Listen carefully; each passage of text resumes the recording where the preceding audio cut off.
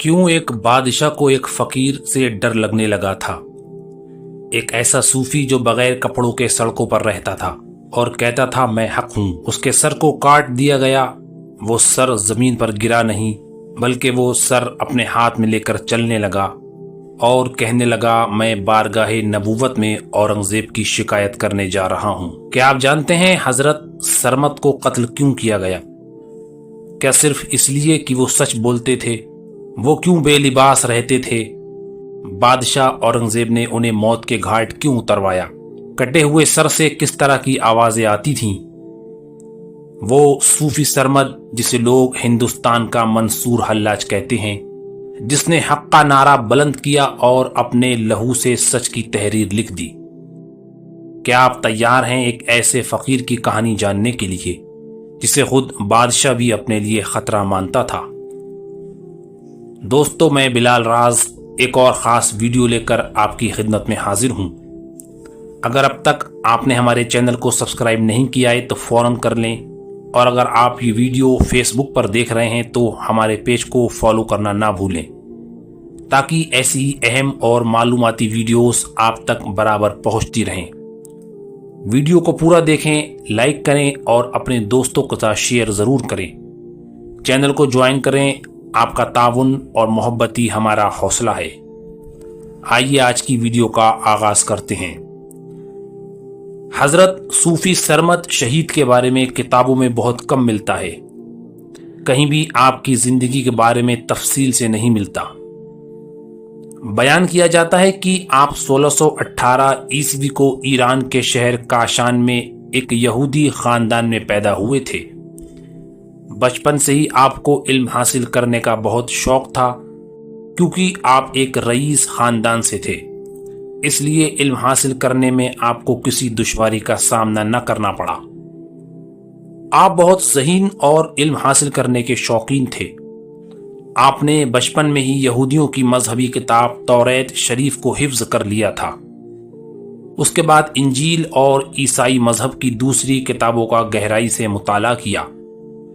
अरबी और फारसी पर आपको कामिल उबूर था, इसलिए आपने इस्लामी किताबों का भी मुताला किया, जिससे आप इस्लामी तालीम से काफ़ी मुतासिर हुए। खुशकिस्मती से आपको उस ज़माने में मुल्ला सदरुद्दीन शिराजी और अबुल कासिम फंदरसकी जैसे उस्ताद मिले, जिनकी सोबत में रहकर आपको इस्लाम से मोहब्बत हुई और आपने इस्लाम कबूल कर लिया। आपके बचपन का क्या नाम था ये कहीं जिक्र नहीं, लेकिन इस्लाम लाने के बाद आपको सरमद कहा गया। कुछ किताबों में आपका नाम सईद सरमद तो कहीं मोहम्मद सईद मिलता है। आप एक दौलतमंद घराने के फर्द थे और आपके खानदान का पेशा तिजारत था, इसलिए तालीम मुकम्मल करने के बाद आपने भी तिजारत शुरू की। आप तिजारत हमेशा दयानतदारी, ईमानदारी से किया करते थे, इसलिए अल्लाह ताला ने आपके कारोबार में बरकत दी। आप हमेशा गरीबों और फ़कीरों की मदद करते और उन्हें फ़ायदा पहुँचाते। आप बड़े पैमाने पर तिजारत करने एक शहर से दूसरे शहर, एक मुल्क से दूसरे मुल्क जाते थे और काफ़ी मालो दौलत कमाते थे। आप तिजारत के सिलसिले में ही अपने मुल्क से हिंदुस्तान तशरीफ़ लाए और सिंध मौजूदा पाकिस्तान के बंदरगाह ठट्टा पर क़याम किया। कुछ दिन यहाँ रहे कि ज़िंदगी के दिन बदल गए, क्योंकि आपकी किस्मत में कुछ और ही लिखा था। आप यहाँ अबेचंद नाम के एक हिंदू लड़के की मोहब्बत में गिरफ्तार हो गए। वो लड़का भी आपसे काफ़ी मुतासिर हुआ और आपके साथ रहने लगा। आपने उसे तालीम दी, ज़बूर, तौरेत और दीगर मजहबी किताबें पढ़ाईं और उसको लेकर सफ़र करने लगे। आप पर ठट से विजदानी और मजज़ूबाना कैफियत तारी हो चुकी थी, जो रोज़ बरोज़ बढ़ती गई। कुछ किताबों में ये मिलता है कि आप वहाँ से पहले लाहौर आए। आप जहाँ जाते रहते लोग आपके इर्द गिर्द जमा हो जाते, यहाँ तक के बड़े बड़े उमरा आपकी सोबत में रहना चाहते थे। कुछ अरसा वहाँ क़याम करने के बाद आप हैदराबाद दक्कन तशरीफ़ ले गए। उस वक्त गोलकुंडे का बादशाह और उसका वज़ीर दोनों ने ही आपकी ताज़ीम की। हैदराबाद में हज़रत सरमद को काफ़ी मकबूलियत मिली। यहाँ के अवाम भी आपकी अज़मत के कायल हुए।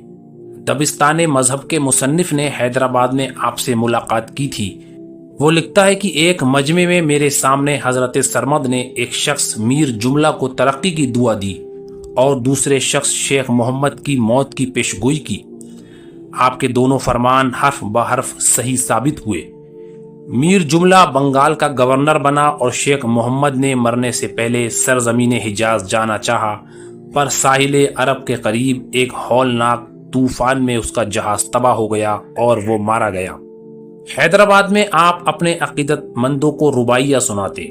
آپ فارسی کے ایک قادر الکلام شاعر تھے۔ آپ کی رباعیوں میں تصوف کے مسائل ہیں، ترک دنیا کا سبق ہے، دنیا اور اس کے مال و متاع کو بے حقیقت بتایا گیا ہے۔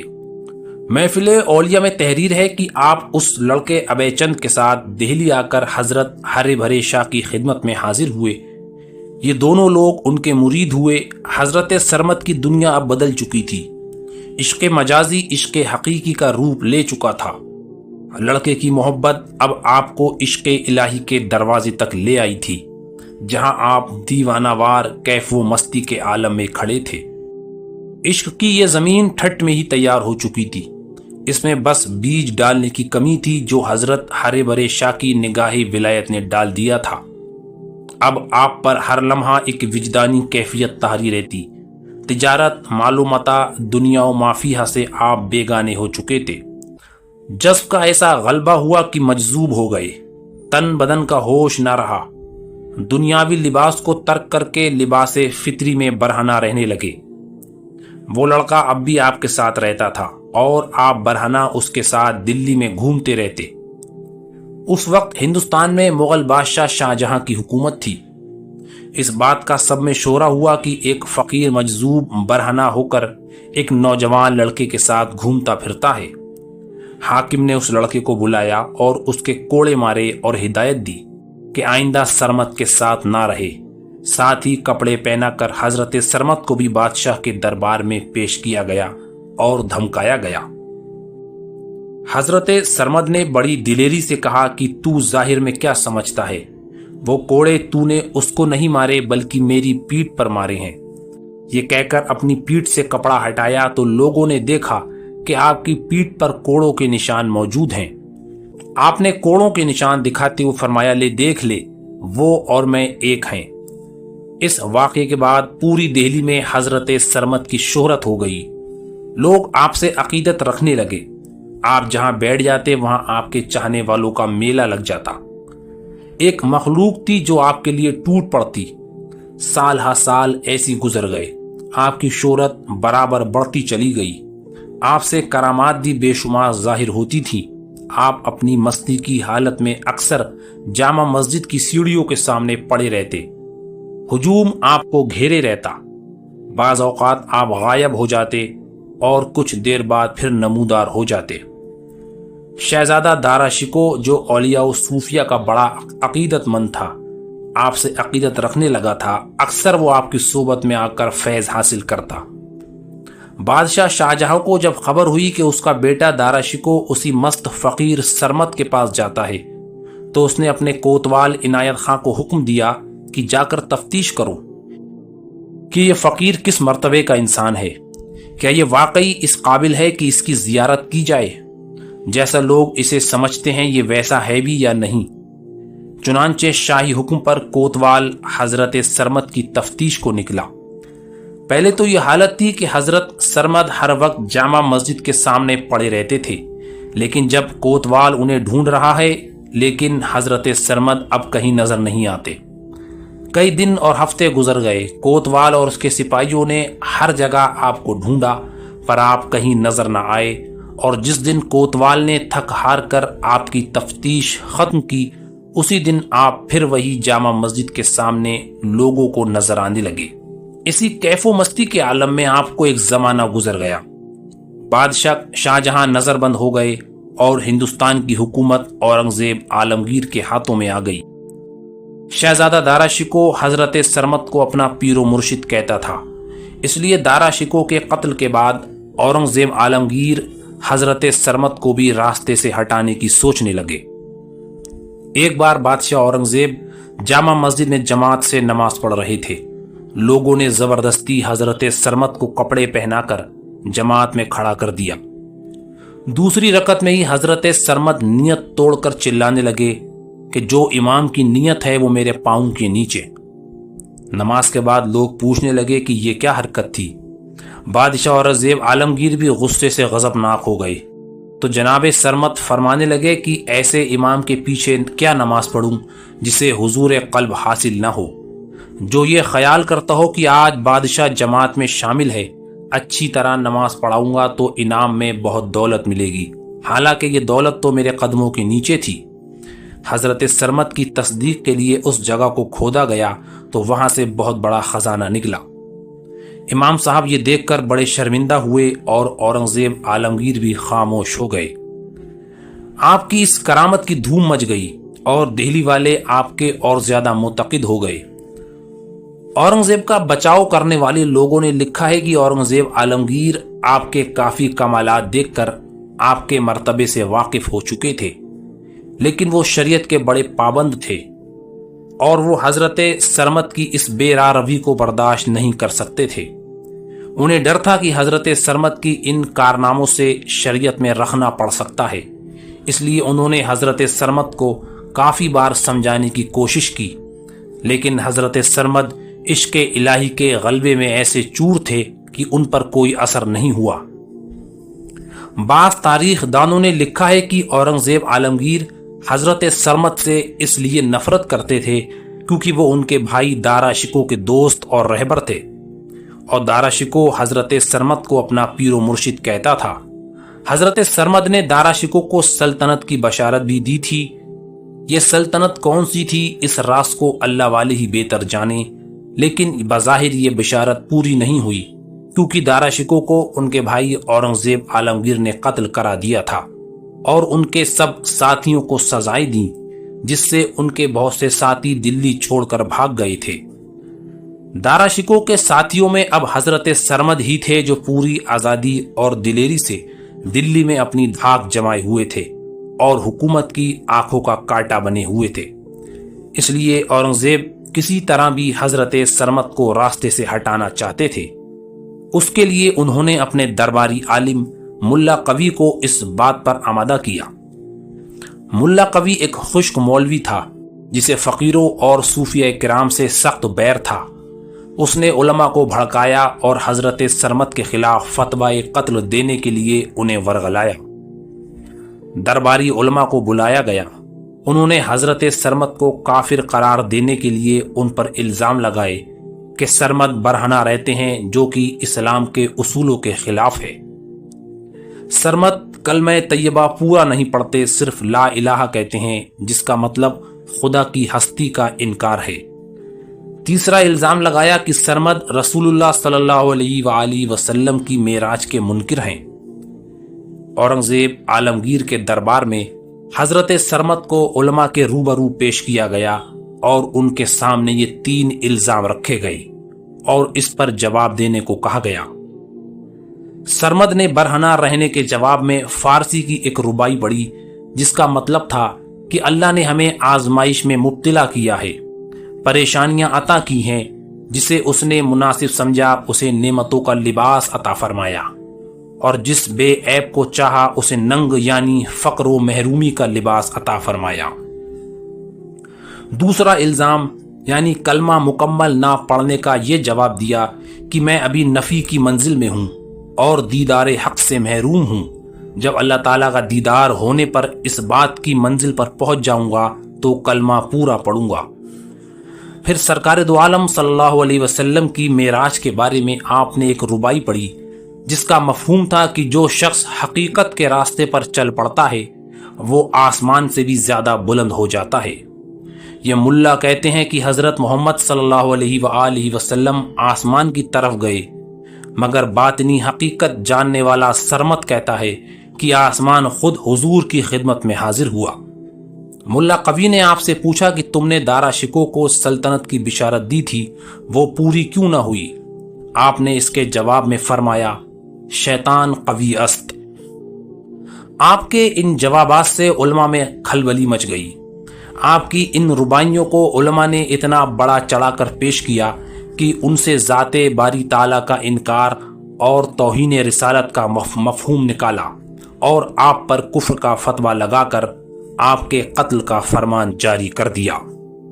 دہلی کی جامع مسجد کے سامنے ایک چبوترا سرمد کو قتل کرنے کے لیے تیار کیا گیا۔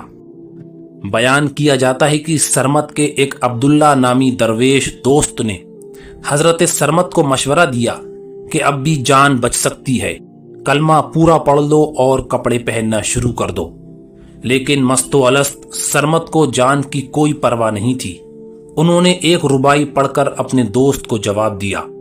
ربائی کا مفہوم تھا کہ کافی عرصہ ہو گیا ہے کہ منصور کی صدا پرانی پڑ چکی ہے، اب میں دوبارہ سولی اور پھندے پر جلوہ دکھانے آیا ہوں۔ ہائے ہائے۔ سرمد بادشاہ کے قلعے سے جامع مسجد تک دیوانہ وار مستانہ وار ربائیاں پڑھتے ہوئے چلے آئے۔ ہر طرف بھیڑ لگی ہوئی تھی۔ آپ کے چاہنے والے آپ کے غم میں رو رہے تھے۔ عاشق کے عشق کا تماشا سرے عام ہو رہا تھا، اور یہی تو عاشق چاہتا تھا، گویا زبان حال سے کہہ رہا ہو، ہمیں جان دینی ہے ایک دن، وہ کسی طرح وہ کہیں سہی، ہمیں آپ کھینچیے دار پر، جو کوئی نہیں تو ہم ہی سہی۔ آپ کے چہرے پر ایک جلال تھا۔ جلاد نے آپ کے چہرے پر کپڑا ڈالنا چاہا تو آپ نے منع فرما دیا، اور ایک ربائی پڑھی جس کا مطلب تھا، جب شور مچا تو ہم عدم کی نیند سے جاگے، مگر دیکھا کہ فتنے کی رات باقی ہے تو ہم پھر سو گئے۔ اس کے بعد آپ نے اپنا سر جلاد کے آگے پیش کر دیا۔ جلاد نے تلوار چلائی اور حضرت سرمد کا سر کٹ کر زمین پر گر گیا۔ لیکن سرمد ابھی کہاں مرے تھے۔ شہید محبت امر ہوتے ہیں، مرتے نہیں۔ حضرت سرمد نے اپنا سر زمین سے اٹھایا اور جامع مسجد کی سیڑھیوں پر چڑھنے لگے۔ آپ کے سر سے اب پورا کلمہ پڑھنے کی آواز آ رہی تھی، لا الہ الا اللہ، یعنی آپ نے اب اپنے رب کا دیدار کر لیا تھا اور مقام اس بات پر پہنچ چکے تھے۔ کلمے کے ساتھ ساتھ آپ کا سر اللہ تعالیٰ کی حمد و ثنا بھی کر رہا تھا۔ آپ کو اپنا سر ہاتھ میں لے کر جامع مسجد کی سیڑھیاں چڑھتے دیکھ کر ایک ہنگامہ برپا ہو گیا۔ لوگ آپ کے پیچھے پیچھے چلنے لگے۔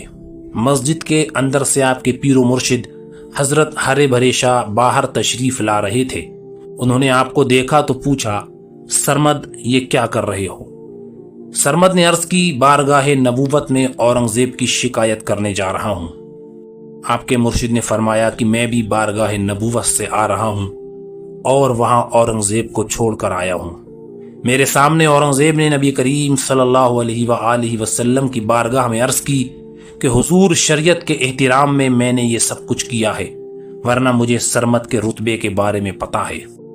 پیر و مرشد کی زبان سے اتنا سن کر حضرت سرمد نے اپنا سر زمین پر پھینک دیا اور گر پڑے، اور اس طرح آپ کی شہادت ہو گئی۔ یہ واقعہ 1072 ہجری مطابق سن 1661 عیسوی کو ہوا۔ آپ کی شہادت پر پوری دہلی میں کوہرام مچا ہوا تھا۔ لوگ رنج و غم میں چور تھے۔ اگر اورنگزیب عالمگیر جیسا سخت بادشاہ نہ ہوتا تو اس دن ایسی بغاوت ہوتی کہ خود بادشاہ کو قتل کر دیا جاتا۔ الغرض حضرت سرمد شہید عشق ہو کر جامع مسجد کی سیڑھیوں کے سامنے ہی دفن کیے گئے۔ آپ کے مزار پر لال چادر پڑی رہتی ہے، اور جتنے حصے میں آپ کا مزار ہے، عمارت کا اتنا حصہ لال رنگ سے پینٹ کیا جاتا ہے۔ آپ کے سرانے آپ کے پیر و مرشد حضرت ہرے بھرے شاہ کا مزار بتایا جاتا ہے، جس پر ہری چادر پڑی رہتی ہے، اور مزار کی آدھی عمارت کا حصہ آپ کی نسبت سے ہرا پینٹ کیا جاتا ہے۔ حضرت سرمد کا مزار جامع مسجد دہلی کے سامنے، جہاں پر آپ اکثر لیٹے رہتے تھے، وہاں موجود ہے۔ آج بھی آپ کے مزار پر آنے والے زائرین صرف ایک شہید حقیقت کو یاد نہیں کرتے، بلکہ اپنی روح کو بیدار کرنے آتے ہیں۔ سرمد کی خاموشی تاریخ کے شور میں گونجتی ہے اور ہر دل کو پیغام دیتی ہے کہ عشق قربانی مانگتا ہے اور سچ کبھی فنا نہیں ہوتا۔